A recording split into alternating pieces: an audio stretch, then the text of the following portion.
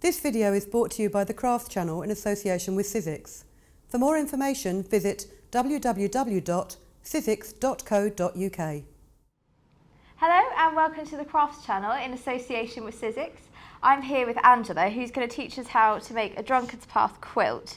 So where would I start with this? Well, with this quilt we've used several colours, but today I'm just going to show cutting two colours. Okay. And we'll use the Big Shot machine alongside two Big L dies. One gives us the quarter circle and the other gives us the arc. Brilliant. And because this is a narrow machine and our fabric is wider, we'll fold our fabric.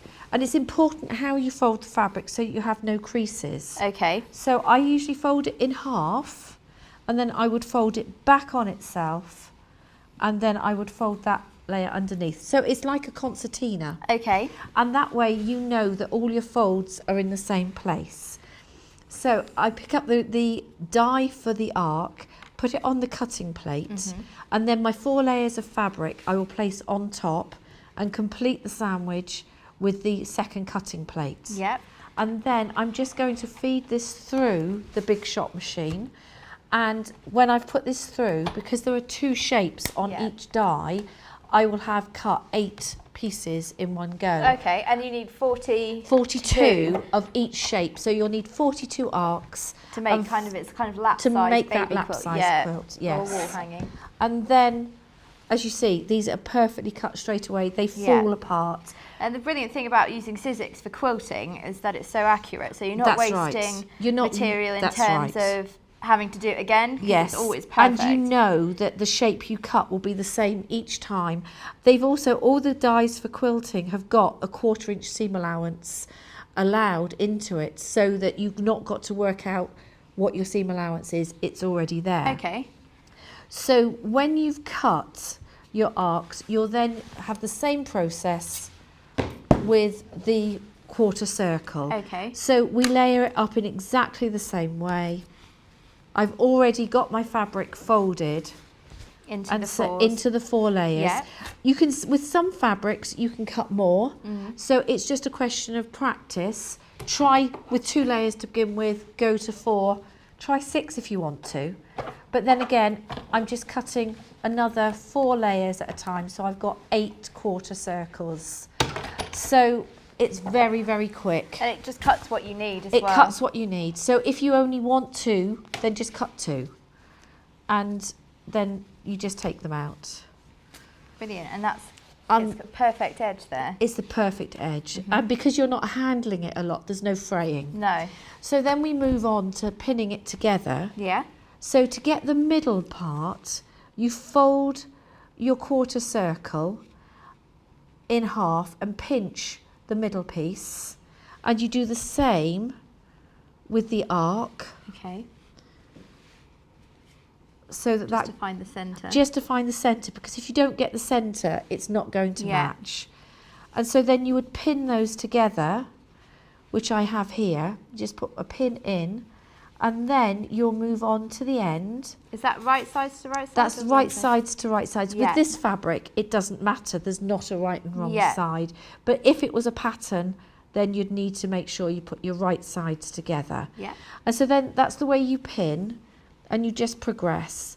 You keep your edges together and make sure that you pin with the edges together.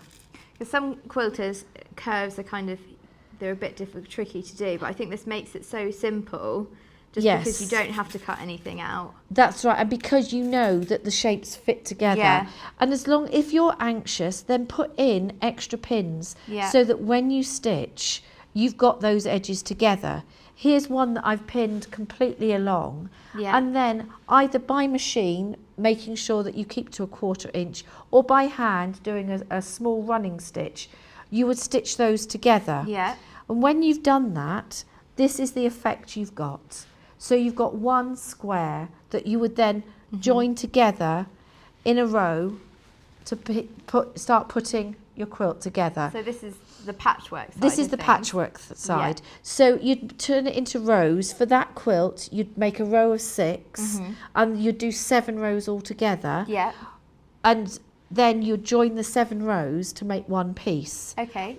So, but you can also do it in different designs, You can't can you can lay them out, you can play, when you've made all your squares, you can play with them and get different shapes. So that instead of going diagonally like that one does, this one curves round on itself. Brilliant. Okay, so you're going to show us the quilting now. Yes. So for the quilting, you have 3 layers. You have a backing, a wadding, and your top layer. Yeah. Now, to keep it smooth when you're working, you tape the backing down to keep it tight. Otherwise, you get pleats in the back. Okay, and you just keep smoothing as you go. You keep smoothing. So first of all, you lay down the back with the right side down, and you tape it down to the floor, to a table, whatever space you're using. So would you just like to tape that last edge?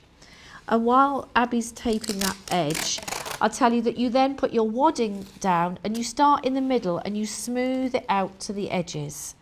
And when you've got that smooth, you then lay your pieced patchwork with the right side up on your wadding. And then safety pins are the easiest thing to use. That would be lovely. And you just make sure that you pin. Don't go over a seam or somewhere where you're going to stitch. And you pin through all the layers. And you pin through all 3 layers. And you can usually pin about 6 inches apart. And you smooth as you go. You smooth as you go to keep it.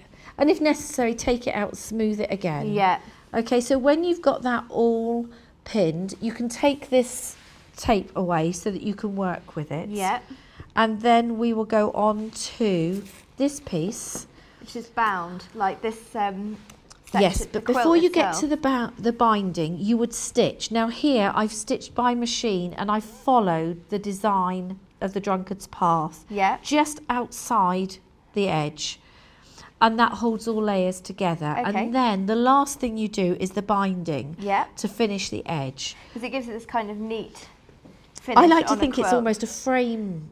Yeah. And also it means that you've got a neat edge, you've got no raw edges exposed. Yeah. So to bind, I like to do a double binding because I find that easiest. So I cut a strip 2.5 inches wide and press it in half down the length. And then with the raw edges, I match the raw edges to the raw edge of the quilt and pin. Once I've pinned all along, I'll do a row of machining, again using a 1/4 inch seam. Yeah. Is there a kind of special stitch length that you'd use? No. You wouldn't want a really tiny stitch because of the thickness. Yeah. But obviously if you do a very large stitch, when you turn it over, it's going to show. Yeah. So I usually use just a sort of a 2.5 stitch. Then when you've done that, you turn it over to the back, which will then give you an edge like this, and you just do a small stitch into the back of the quilt, not going through all layers, just through the back, just by hand, and then a stitch in the fold, and then a stitch, and you stitch all the way around like that, so that edge is completely covered and it's nice and smooth. Okay. So you can get lots of different kinds of dies. Can you get one for the binding as well? Yes, you can get a 2.5 inch strip. Yeah. And the 2.5 inch strip comes in this width. Yeah.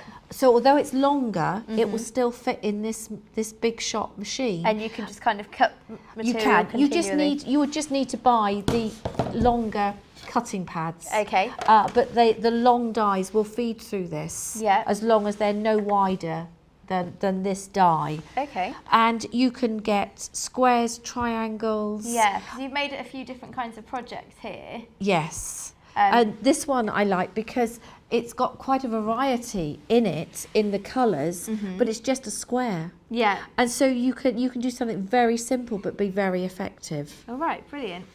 Thanks for showing me that, Angela.